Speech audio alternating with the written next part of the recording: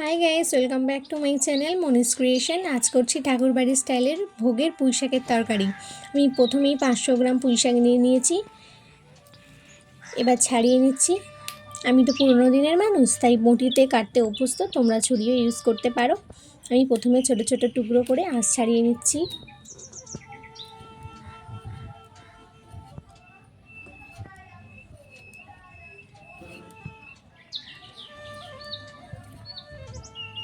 দেখো, একইভাবে আমি সমস্ত পুঁইশাকগুলো ছাড়িয়ে নিচ্ছি।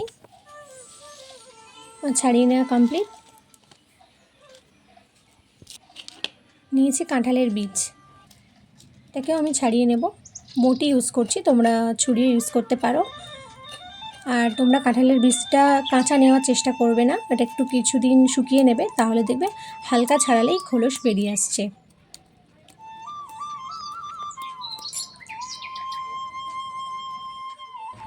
মাঝখান থেকে টুকরো করে নিয়েছি যাতে তাড়াতাড়ি সিদ্ধ হয়ে যায়।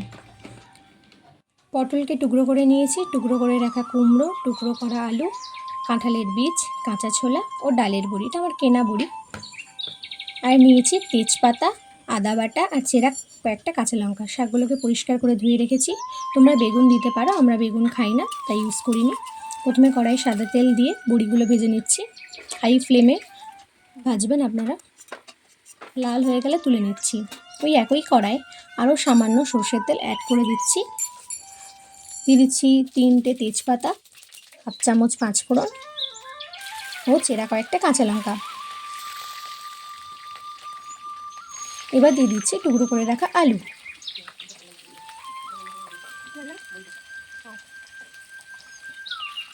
হালকা নাড়িয়ে দিয়ে দিচ্ছি টুকরো করে রাখা পটল।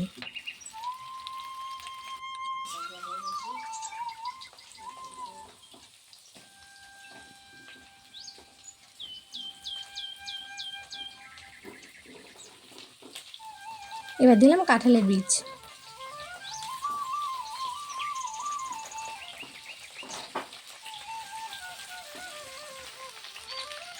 দিয়ে আবারও নাড়িয়ে নিচ্ছি।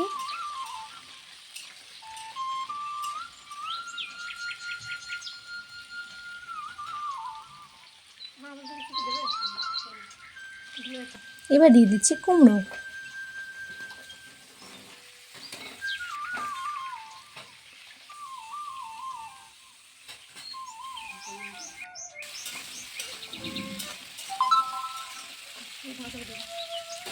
দিয়ে দিচ্ছি 1 চামচ আদা বাটা ও 1 চামচ নুন, হাফ চামচ হলুদ গুঁড়ো। তোমরা অনেকেই আমার ভিডিও দেখো, কমেন্ট করো, তাদের জন্য অসংখ্য ধন্যবাদ। তোমরা এইভাবেই আমার পাশে থেকো। আর যারা চ্যানেলে নতুন, তাদের যদি ভিডিওটা ভালো লাগে তাহলে চ্যানেলটা সাবস্ক্রাইব করে আমার পাশে থাকার অনুরোধ রইল। এবার দিয়ে দিচ্ছি ভেজানো ছোলা। ভালো করে মিক্স করে ঢাকা চাপিয়ে দেব কিছু সময়ের জন্য। কিছু সময় পর ঢাকা খুলে আবারও নাড়িয়ে নিচ্ছি।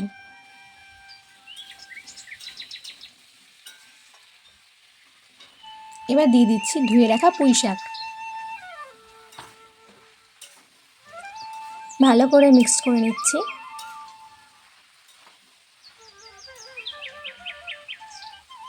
পুঁইশাকের চচ্চড়ি আমার স্পেশালি খুব ভালো লাগে। তোমরা কারা কারা খেতে পছন্দ করো আমাকে কমেন্টে জানিও। এবার ঢাকা চাপা দিয়ে দেবো 5 মিনিটের জন্য। 5 মিনিট পর ঢাকা খুলে দিয়ে দিচ্ছি স্বাদ অনুযায়ী চিনি, অল্প চিনি দিলাম, ও দিয়ে দিচ্ছি ভেজে রাখা বড়ি। তোমরা স্বাদ অনুযায়ী নুন আর চিনিটা চেক করে নিও। এবার ঢাকা চাপা দিয়ে দেবো 30 মিনিটের জন্য, কারণ আমার পুঁইশাক হতে কিন্তু অনেক সময় লাগে। মাঝে মাঝে ঢাকা খুলে চেক করে নিচ্ছিলাম। দেখো, আমার পুঁইশাকটা রেডি। তোমরা যদি আরেকটু ঝোল ঝোল পছন্দ করো তাহলে সেই অবস্থায় নামিও। আমরা একটু শুকনো খেতে পছন্দ করি, সেই অনুযায়ী নামিয়েছি। যদি ভিডিওটা ভালো লাগে তাহলে লাইক, কমেন্ট, শেয়ার ও চ্যানেলটা সাবস্ক্রাইব করে আমার পাশে থাকার অনুরোধ রইল। Thanks for watching.